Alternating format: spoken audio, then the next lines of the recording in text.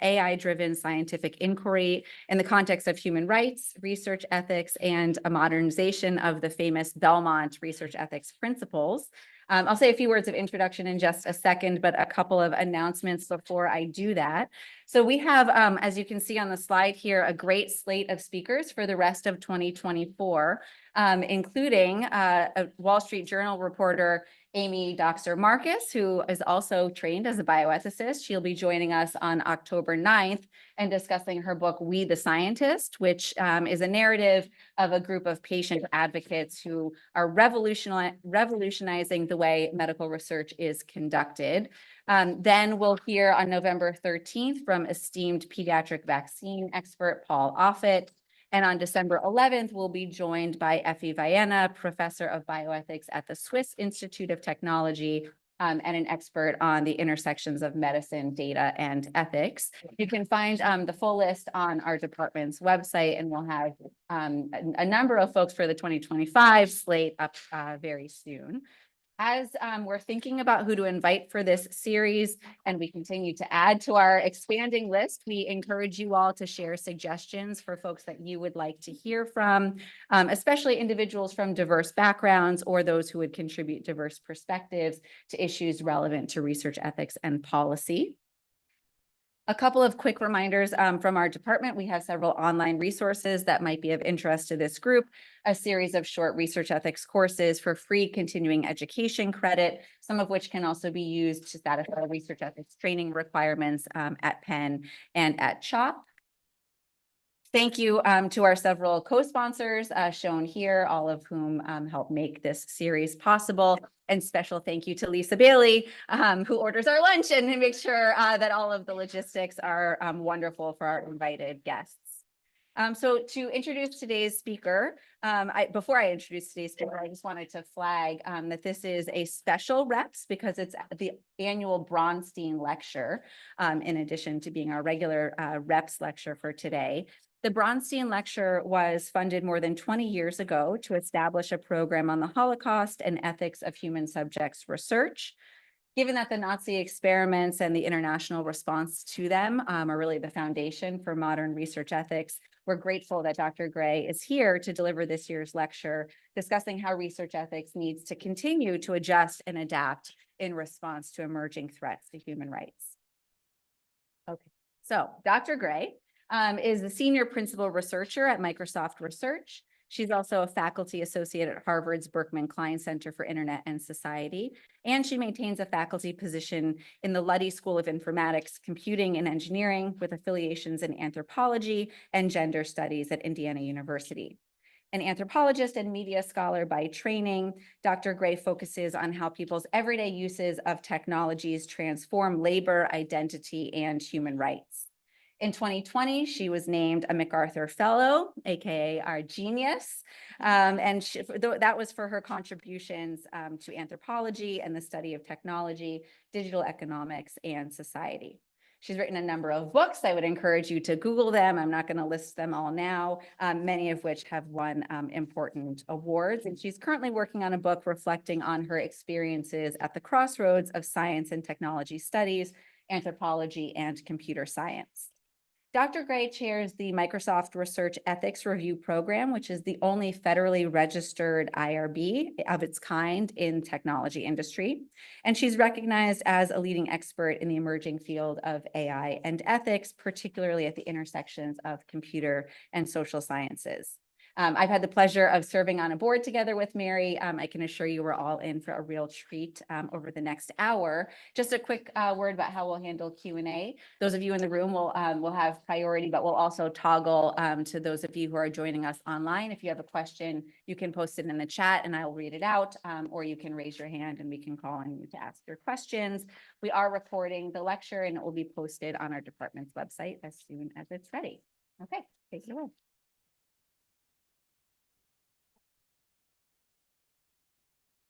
Holly. Thanks for having me here, everyone.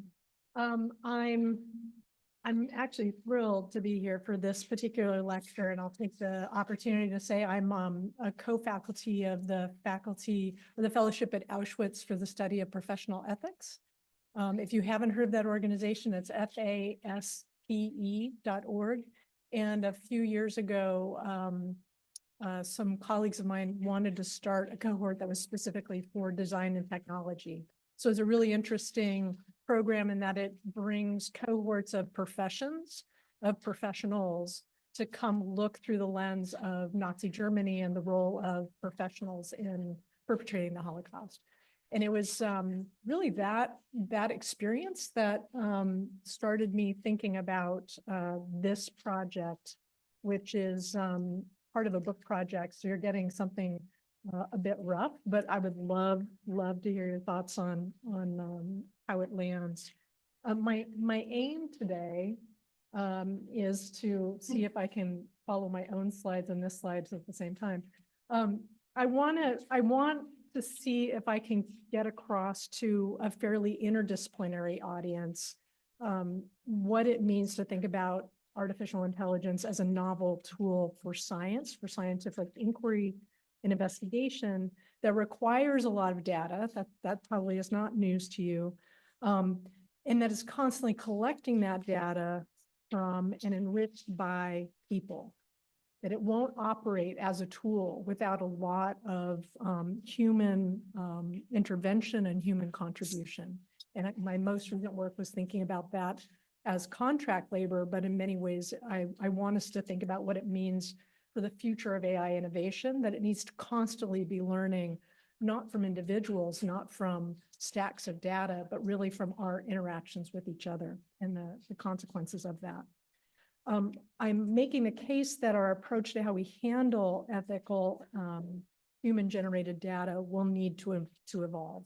So we've been working with a model of secondary data, pre-existing data, ways of thinking about the disconnection between data and ourselves that is not up to date with the realities of how identifiable we are, but also, I would argue more importantly, how necessary knowing our context is to develop models of our decision-making.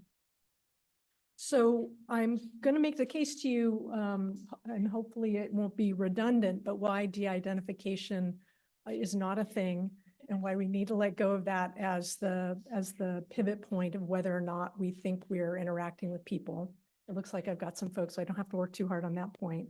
But I also want to make the case that this sense of passive or implied consent that's a part of our everyday experiences of generating data online is the place where particularly the science communities that benefit from the generation of all this data that's moving through mostly commercial proprietary systems need to be first and foremost engaged in setting the rules and the bar for how we recognize the value of people generating data through these systems, to be somewhat agnostic about whether they're commercial or not, and to see that science is in fact benefiting, particularly in sectors like health.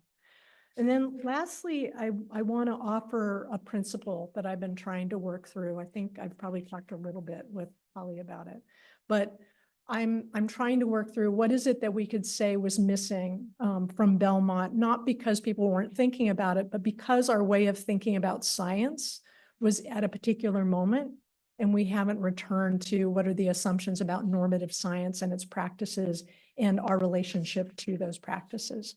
So it's an ambitious agenda. So I'm just going to tell you what I hope you take away as a way to make sure I don't keep you waiting too long. It's to say that more science than we've ever probably realized is going to be depending on artificial intelligence. And I'm going to give a working definition of that in a second. And that means that's the more that science needs to dwell in the human world. And I'm using dwell in a conceptual sense, and I'll share a bit more about who I'm reading to think about that. But the argument would be, if in fact we accept that science is going to become and is rapidly becoming dependent on this tool, then we'll need new frameworks that are going to prioritize the mutual benefit of dwelling both for science and for society. But up to this point, we hope that society benefits, or we hope that's a downstream consequence of science. And I'm using science with a capital S in a normative sense, So not a critical approach to it, but what is it we hope to do when we generalize knowledge? What do we hope to do when we hope individuals are representative and that we can make causal inferences about a problem? So making this case, I want to make sure, and I hope this isn't belaboring it too much. I want to offer a few level setting definitions. Artificial intelligence is software. I know you've probably heard otherwise. How many people in the room are computer scientists or engineers or develop artificial intelligence or have any exposure to conversations with computer scientists and engineers who might think artificial intelligence is sentient? Do you have any of those people in your life? I love them. I love them. I work with them every day. I would argue that your perspective on how to define artificial intelligence really hinges on if you're looking at how it operates, if you're looking at how it's developed, not its specific experience or how it's understood by an end user, but what is it in the box, so to say, it's software. It's distributed software. I mean, it really is that simple. And I hope I can help you walk away today telling any friend who's worried about AI that they don't need to be worried about it in the ways they have been. But the reason I'm calling it software is for a very particular reason, which is there are two things that make this new approach to predictive modeling possible. One, it's the power to basically run a lot of calculators at the same time, processing speed. So what has made the possibility of doing all of the number crunching of a lot of data? You have to have basically these two things of a lot of ability to run statistical processes, not really analysis, just statistical moves, and the data. You can't really have artificial intelligence without those two ingredients. You can end up with a product or an application of artificial intelligence with either of those not being present, but there's no way to make it without those two key ingredients. And that's actually really pivotal to the argument that I want to make today. So it is really important. Take this as an argument. I think it's very important that all of us are challenging any of the marketing you hear, certainly from my company or anyone else trying to sell you artificial intelligence and its marvelousness. We should all understand like how it works. But it's mostly collecting or creating, generating patterns, not on any grounded truth. It's literally just looking for where is there something labeled by a person as something that says, this is that. Can I rely on something that I know is true? And then I'm going to take that truth, I'm going to use that as my model for truthiness. And then I can start applying models to other kinds of things. For example, my favorite example is to use language. So most of you have had the experience of being able to have talk into your smartphone and text shows up as you're talking. That's a lot of data processing that went into modeling what is predictably statistically most likely to come after this utterance. It's not hearing you. It's literally analyzed spatially a sound wave. That's all it's done. I mean, that's a big thing. Actually, I don't want to be dismissive. It's amazing. And it is not listening. It is not seeing. It is not understanding anything. It is using the labeling that people have done of a particular ground truth. That sound wave is this kind of voice, this kind of accent that gets checked by humans. And then from there, you've got a really great training set for building a model that can be applied to any other language. And it seems amazing that you can have translation in any other language. It turns out our bags of words are actually quite similar, particularly if you're talking with each other in a pretty contained context, like a business letter. So translating a business letter from one language to another, using what is basically learning what are the patterns in a letter. The accomplishment is having so much data that you're constantly running a predictive statistical analysis over that material, so you feel confident. And you've got a fact checker. So it's only at that point that any artificial intelligence really takes off, is when you've got something that's so stable in its power of predictiveness that you can start applying this model, this statistical model. You might say in a scientific way, generalizing it out, right, to other kinds of categories of patterns. There are plenty of cases where the researchers themselves who build these models have no idea why it works. They actually don't have effective ways of evaluating it. So I'm belaboring this to say we're at the very early days, not only of developing these models, but in a lot of ways paying attention to how they're developed. Because the folks who have been doing this development take for granted that anything that's in a data set is measurable and calculable, like race or gender or class position. Like to date, and I'm saying that with, a little snark here, most of my colleagues had never considered that those are categories that aren't fixed. They thought if you label something and it's labeled peachy, which actually was one of the labels used fairly commonly for facial recognition software, that you have more or less a proxy for whiteness. So it's thinking not whether or not that works all the time, but in what cases will it fail? How will it break and for whom? Those are questions that computer scientists and engineers were never trained to ask and arguably are not trained to recognize.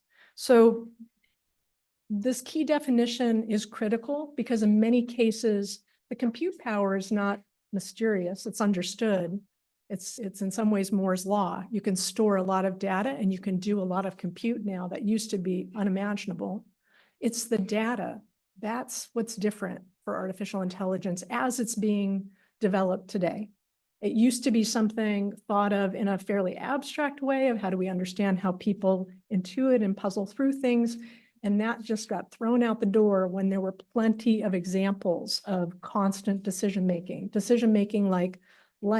like, thumbs down, yay, this emoji, linked to that picture. That is the kind of data that's used to train these models. Not a bad thing, but you can imagine that there's a whole set of assumptions that are compressing and arguably reducing and flattening what's complex about who we are and how we make decisions. So that key definition that I'm giving you is to make the case that there really isn't a way to measure the patterns of the future AI innovations without complementing it with the other ways that we know. What are other epistemological approaches to understanding the world? Right now, artificial intelligence is assuming as a piece of software that it's more or less capturing the experience of individuals making a decision and that there's a right or wrong to most decisions. And I don't imagine I'd have too much pushback in this room to say for some decisions that's true. For many decisions that are consequential in people's lives, like their health, their relationships, their identities, their politics, their ways of understanding the world, they are not only complex, they're situated. Who am I talking with right now? Who am I thinking of that I otherwise am not expressing as a part of my decision-making process? Again, sometimes that will matter, sometimes it won't. But for artificial intelligence right now, it's assuming those are, all things being equal, not the important elements of decision-making and modeling human decision-making. So the models that we have right now, they're always going to be rooted in the data that we have.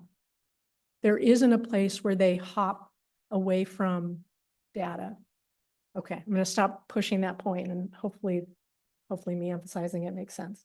So there's definitely concerns about AI research. And when I'm talking about AI research, I'm talking about particularly the way in which artificial intelligence and machine learning, which is another term you've probably heard. It's a methodology. Again, it's like basically a software kit, is being piped into pretty much every research area I'm aware of. Definitely in biomedicine, a lot of computational biologists thinking about protein folding. It's a great application. fantastic application because proteins have structure that's real, unlike racial categories that we make up. So there's plenty of places where this is just moving quickly like wildfire into different scientific disciplines. And that's one of the challenges, is that it's moving so quickly as a method that there aren't many people on the scene thinking about, are these methods undoing some of the ethical considerations that we see as normative social contracts with society, in addition to individuals who we would imagine see themselves as participating in research. So it, to me, is a pretty important moment. And I would say we're in desperate need, like now, like right now, please help. I'm calling from inside the house, that most of the discussion about how to think about what to do to make AI safe or secure, or any of the ways we think about social alignment, are being defined by the commercial entities that are building it. Why? Because they have the compute and they have the data. So university professors, others who would be able to interject bioethicists, are not only not in the room, they're not even identifiable as subject matter experts who should be part of this conversation of how to think about the ethical considerations of AI. So I would say, and I feel like this is the most important argument I can make about what's different. The introduction of this novel nascent methodology across so many different practices mean that we don't have one discipline looking at, well, what does it mean when I'm thinking about this data as good data to use for modeling a particular decision?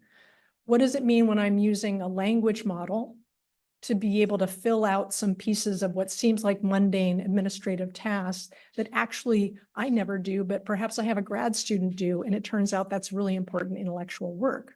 Like all of these pretty important questions that are not being asked right now are in many ways embedded in the fact that this is a new methodological tool that no one is necessarily seeing as disruptive to our social contract with the public and with science.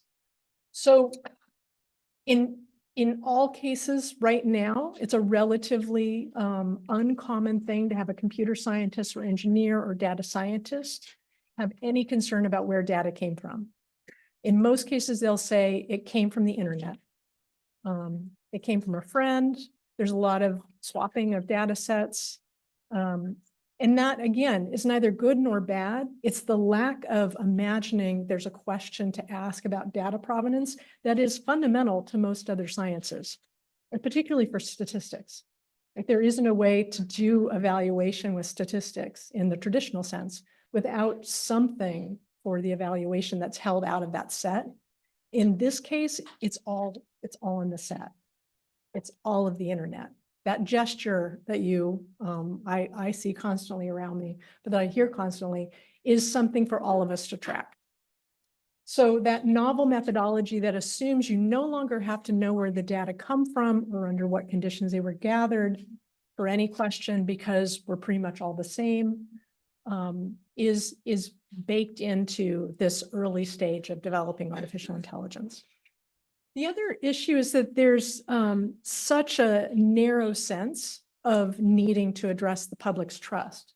So for most of the developers of artificial intelligence, sometimes called the frontier model builders, who sit at the intersection of universities and commercial entities, quite literally, they absolutely require each other. In those settings, there isn't a sense that their profession, which isn't a thing, has any specific responsibility to society. That's probably why I'm so in love with FASB as a project, because without a professional identity, and most importantly, without peers telling you what they expect of you and who's an outlier, odds are really good that you're going to have a lot of different approaches to what to do with data, what to develop, and no sense of how to have a standard of how to address, how to ask questions about societal needs. So that's a pretty important piece of this, that right now, the idea that you can't really know what kind of data you have, these are all interlinked, means you can't really be responsible for the data. It exists. So most of this world is kind of asking itself, what can it be responsible for? It can be responsible for understanding its role in spurring these innovations in not just computer science, in biomedicine and in social science. So the thing that it seems as a discipline, computer science and engineering, is so aware that what it's doing right now is transforming all of the other disciplines. Like, that's amazing. I mean, if you think about it, like, we are literally in the thick, I'd say pretty much at the very beginning of watching certainly my world of anthropology radically change, because I can now study people's interactions with each other.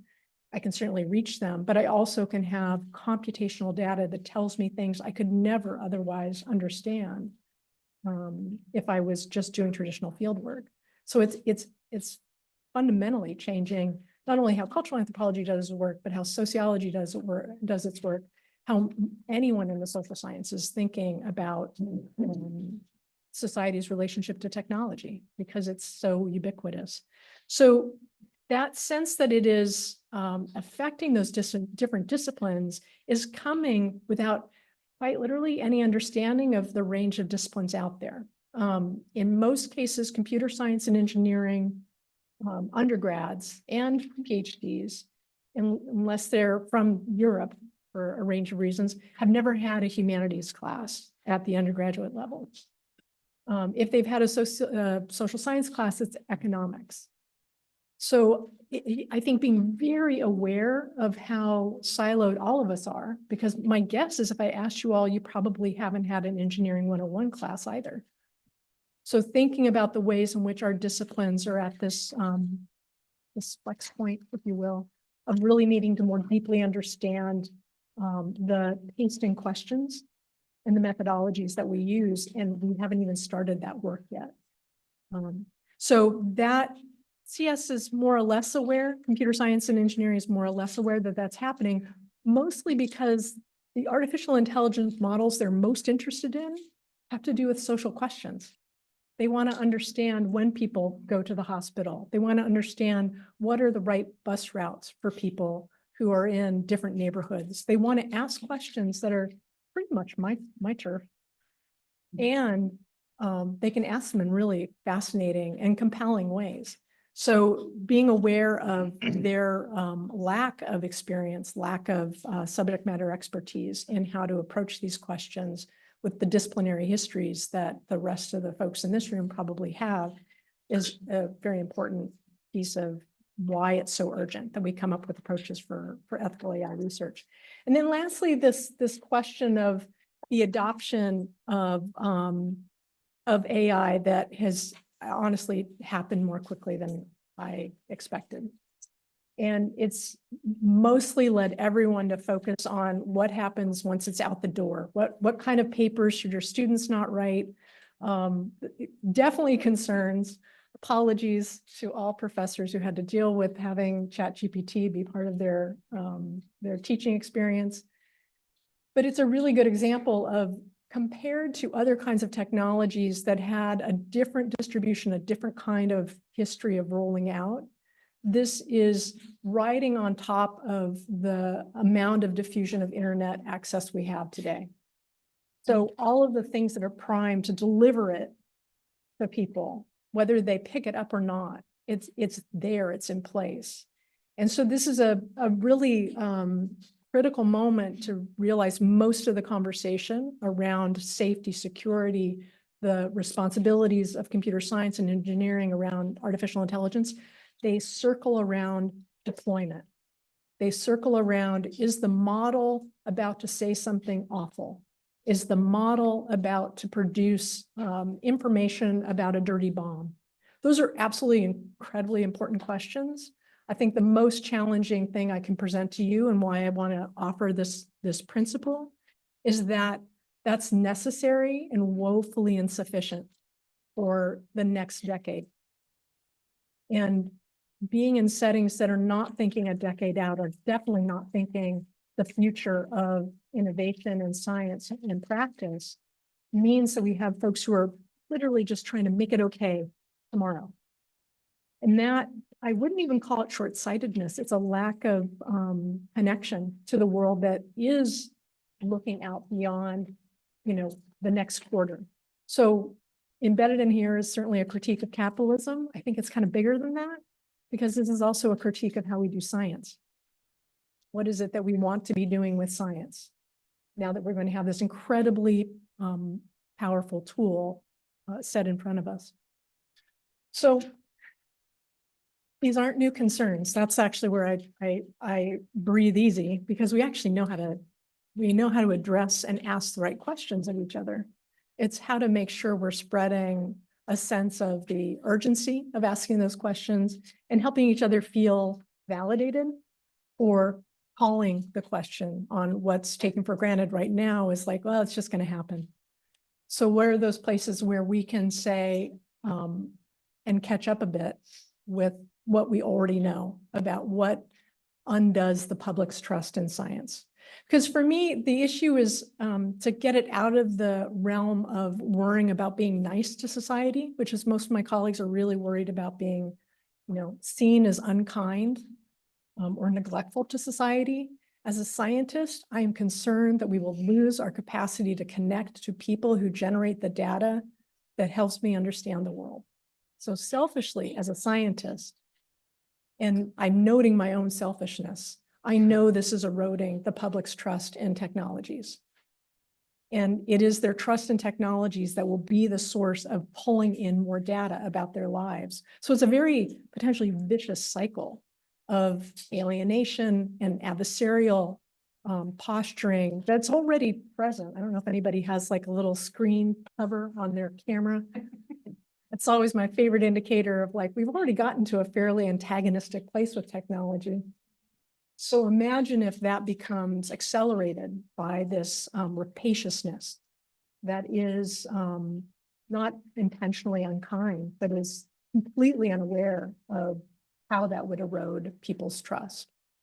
So, oh, I hope you can read this okay. I love to use the example, and I'll speed it up a little bit, of the Facebook contagion study, because it's a good example of this wasn't artificial intelligence, but it was big data research. It certainly was looking at patterns, old-fashioned ways of looking at people's activities online, or had become old-fashioned at this point in 2014. How many of you are familiar with this case? Okay, a few of you. Good. It's a fun case because in many ways it is it's an illustration of an early moment where it seemed that, of course, the access to proprietary data, the access to compute, and the access to the talent of both university professors who know psychology and members of the Facebook research team were necessary to ask this fundamental question in psychology about emotional contagion. We do need to know if, in fact, I'm exposed to other people's sad or happy thoughts online. How does it affect my mood?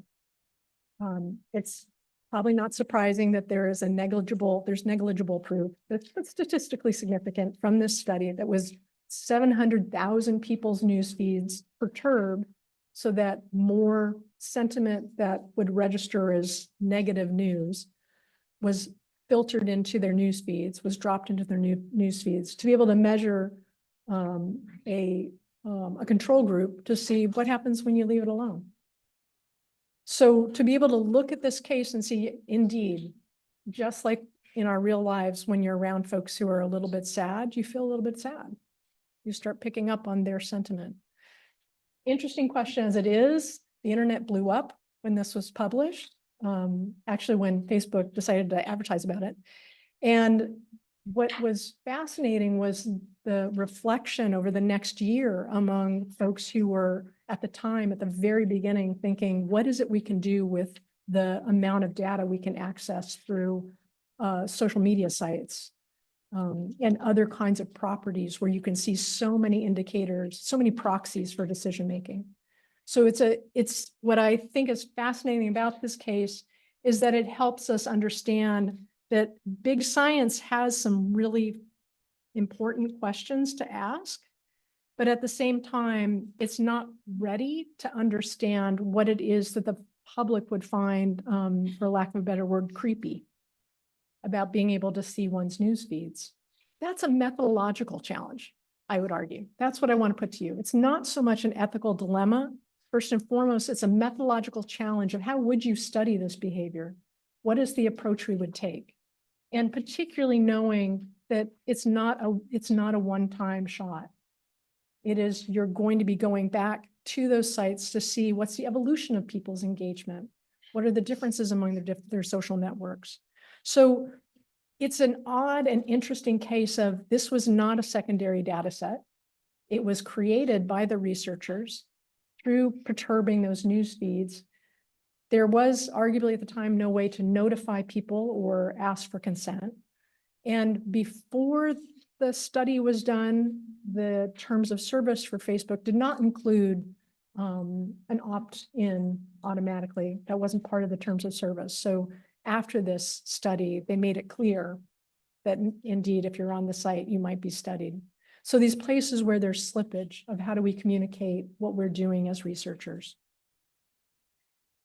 It's also a really interesting place to think about, for the concerns of generative AI, what are we going to do when it's not just a specific property that people are having these experiences, where we're going to want to be able to understand what are their interactions with, say, a chatbot or other kinds of software that emulate a human experience, that we today don't have a way of figuring out what are the ways to approach that question when the science is not being done in a controlled laboratory. It's effectively running in an open world. So what would our approach to learning about AI and using AI to learn need to be, if it is in most cases going to be something we're looking to understand in a setting? Again, much like any social scientist methodology. So the consequences of this are pretty significant, because I would say this is trending, certainly in biomedicine, an awareness that indeed people's health does not begin and end in a clinical setting. Like, where are these other places that we're coming to realize that much of the scientific enterprise is not as fully measurable as we're used to imagining? There are important questions that absolutely have causal inference, not a stats denier. But where are those places that now, because we are seeing the permeable boundaries of people's experiences, that we see new opportunities to learn, like, what is this kind of cluster effect, this collective pressure that creates the ways in which we make decisions? And I keep going back to make decisions because that is artificial intelligence's objective function. I want to model a decision so that I can replace it, do it for you, or decide to get out of the way. So this is why it becomes so critical to think about what are all the sciences that need to have an approach to understanding decision-making, because those will all be sciences that would need to have an approach to how they're going to handle AI. And as I gestured to a little bit earlier, the main challenge is that we have a fairly, I would say, a fairly brief window before we fracture the public's trust. And the we in that sentence is tenable, because in many cases, it's the companies who are breaking it. And it will be those who are seeking understanding of the world that will pay a heavier price, I would argue. So I want to go to move quickly, because all of you are familiar with these principles, thinking about how Belmont sets us up for success. And I'm saying that because the ethics review program that we set up at Microsoft Research, I set it up because I knew that I was going to need to have an ethics review for my publications. So pretty selfish. I also secretly think it's very important, but I like to tell my colleagues, like, you know, I just want to get published. So when we set it up, it was with an awareness, we don't have to follow any federal guidelines. In most cases, we're not doing research that registers as human subjects research because we're working with de-identified data sets. But what we could see as we were setting up, literally in the shadow of the Facebook contagion study, what we could see is like mixed methodologies are coming. There are going to be more and more studies that involve looking at a data set that exists and then asking the folks who created it to annotate it, to tell us, what were you thinking? Quite literally, especially for things like ALS or other kinds of cognitive changes that are traceable in some of the materials that you work with online, if you're creating a document or you have emails. So thinking about all those places where the opportunity to be able to understand the way in which we are constantly putting signals out through our engagements with these digital systems is the place where we most desperately need mixed messages, or sorry, mixed methods. So thinking about any of these tenets can set us up for handling things like consent. If we're thinking about terms of service, it can help us understand how to handle secondary data. And it can even help us understand justice to some degree, saying, gosh, we want to make sure this is something for social impact. But all of those frames are missing some key components. And I would argue, I want to treat those as opportunities for where could we pick up where Belmont left off. So if Belmont was recognizing the human rights of individuals, to some degree groups, but really thinking of individuals in some ways as rawly a demographic, rather than a part of a community, part of a cultural group. And if it left off feeling that scientists were in the best position to drive research agendas and questions, and it assumed that in most cases, research was going to be a one and done. This is the place where we can pick up everything about artificial intelligence that actually resonates with the way I do my research. Like, I can't do any of my research without someone knowing I'm doing it, unless it gets really creepy. If I'm, sitting under a desk. I also, for field work, for longitudinal studies of people's decision-making that's embedded in their communities, need to be embedded in those communities over time. So there's not a one-off. I'm almost always growing and learning with groups of people. And in terms of justice, thinking about a diverse and inclusive sample, that's our jam, right? We can be very purposeful in thinking, who are we missing? Like, this gives us a chance to think just how much data sets do not think about who's excluded, who isn't online, who is not able to use a phone because it's held by somebody else in their family. All of the things that seem like edge cases that are actually good examples of how much our interactions with digital systems are far more edge cases than the typical experience. The typical experience is, well, it's the folks in Silicon Valley.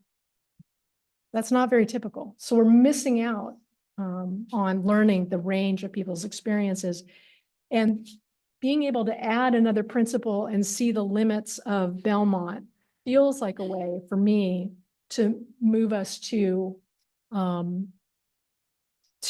practice of science that fills out where Belmont left off. What would an approach that thinks about the value of not just an ethics of care? So the three terms I want to give you, thinking about a phrase of ethics of care and what that means to be held and to hold a community, to be obligated to them, what it would mean to dwell with those communities. And I don't mean that I mean it in the abstract sense of communities where that's constantly being redefined by the research question you're asking. And then lastly, what would mutuality look like? Not reciprocity, where what I'm getting is a bit of information and what you're getting is a payment, which we know is not a benefit, right? That's just payment. Those places where we have, within science, let ourselves believe that if it's in the interest of science, it's worth it, no matter what happens. So this is a really pivotal moment where we can interject and say, the science is not going to be very good if I don't have the trust and the mutual agreement of exchange that comes with learning from people in their setting with those they hold dear, that they're protecting, to be able to stay long enough to kind of break down what is it that's happening here. And to see that methodology as I would say the missing piece. And quite literally it goes missing, now I'm just talking to you right now. Quite literally it goes missing in footnote 3 in Belmont. In footnote 3, I think I've got it on one of our slides. They were very clear. Our founding parents were very clear. They didn't know what to do with social experimentation. And if you look back at how they were defining social experimentation, they were looking at any sort of investigation, inquiry that was not in a lab-controlled setting, was not reproducible. So it's a really interesting case where they were telling us, like, we actually don't know what to do with cases where you're trying to learn from people in real time about how they interact with each other, and that you perturb their interactions, because how can you not as a researcher? So thinking about how this particular absence is the opportunity for us to pick up where Belmont left off and imagine what it would look like to consider what are the ethics, the frameworks, but most importantly, the practices. What does it look like as a case? And we were talking a little bit earlier about the case study approach is a perfect way of helping computer science and engineering understand what it would look like to be able to proceed with a sense of mutuality and a sense of dwelling. The cases I want to share with you, and the concept of dwelling comes from Jared Zigon. The case I want to share with you is, I'm going to move through it quickly, sorry. It's the ASL Citizen Project. So what I don't want to do is leave you with like a generic sense of this should be done. I want to show you a case of how it's done.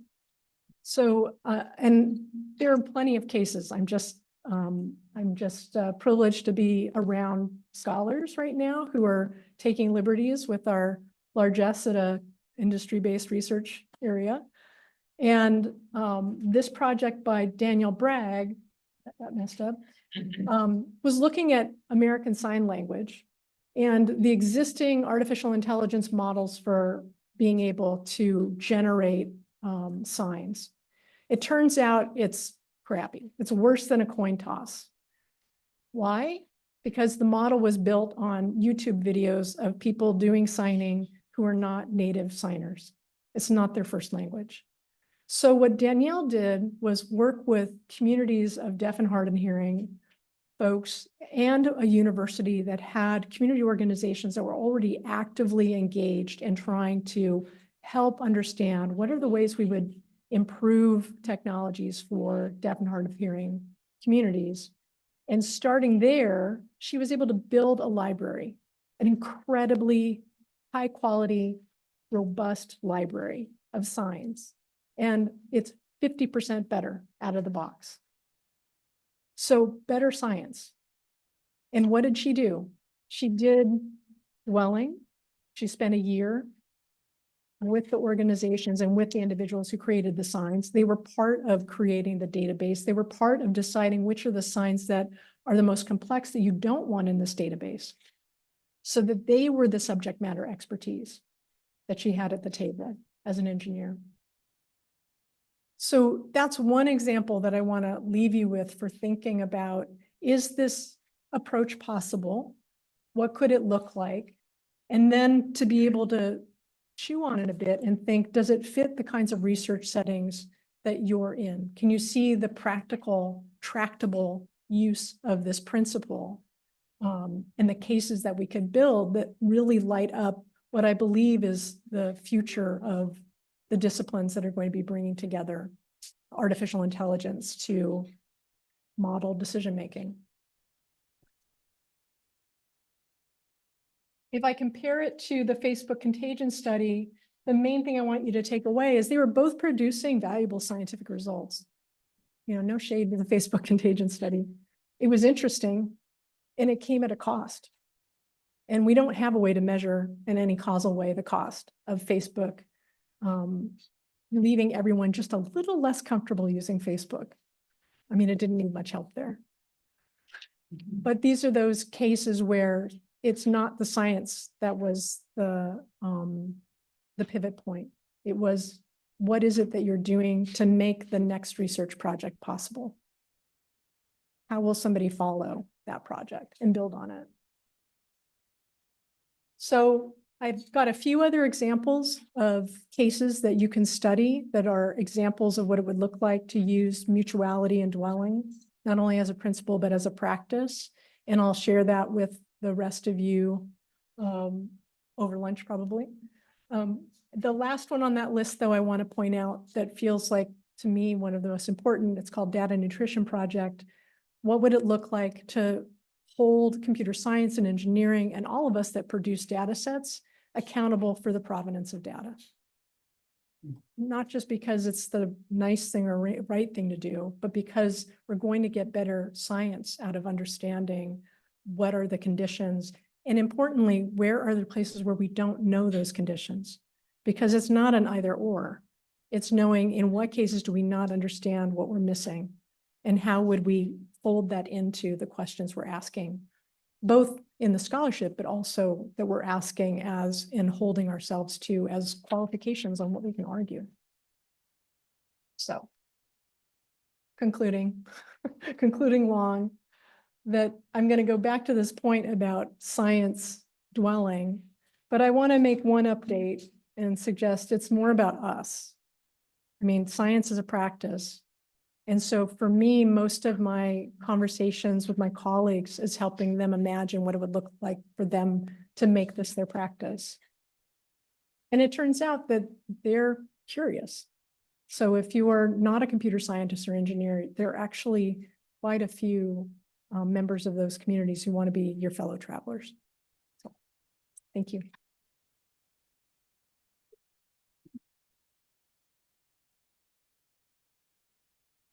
Thanks very much, Mary. Looking around the room here, we do have time for some questions. And please feel free to grab lunch. I feel terrible that none of you have not. Okay. Go ahead. She runs a show. I have so many questions, but I'd like to take a slightly different angle, picking up on your point that we are siloed academics, and that we have, or you had an implied critique of like, for the science, it's worth it, right? What duty do we as scientists have to recognize and negotiate like the carbon footprint of generative AI models? Because I have colleagues who work at like OpenAI and Anthropic, and they say that like investing in AI will get us to like innovate ourselves out of the climate crisis, right? Right. But at the same time, you cannot deny like the energy demand of these models. So like any thoughts of how dwelling and mutual beneficence can like address this concern here? I'm so glad you asked that, because thankfully it turns out that Danielle Bragg's approach is also environmentally more efficient. So you don't need large amounts of data. You need high quality data. And so the opportunity is to recognize it's, and I'm going to be very blunt here, that the commercial force of it coming at us is very difficult to push away. But what we can do is show examples of, you can actually do a much better job with smaller amounts of data. And actually, I don't want us to think about it as small or large. That footprint has to do with our engagement with the people who are generating the data. So the good news is that one way forward is to continue to illustrate these cases, to say, when you take this different approach, when you engage people and aren't just pulling everything you can from the internet, you actually get a more efficient model. I also, I'm a relentless optimist, I should tell you that. I also believe it gives us enough time to make the case that this is a very wasteful technology. So I don't think we've yet gotten to the place where we can make that case, because we're still arguing that it can't be done otherwise. Sure. Well, you mentioned questionable AI projects that are soiling our place with the populace.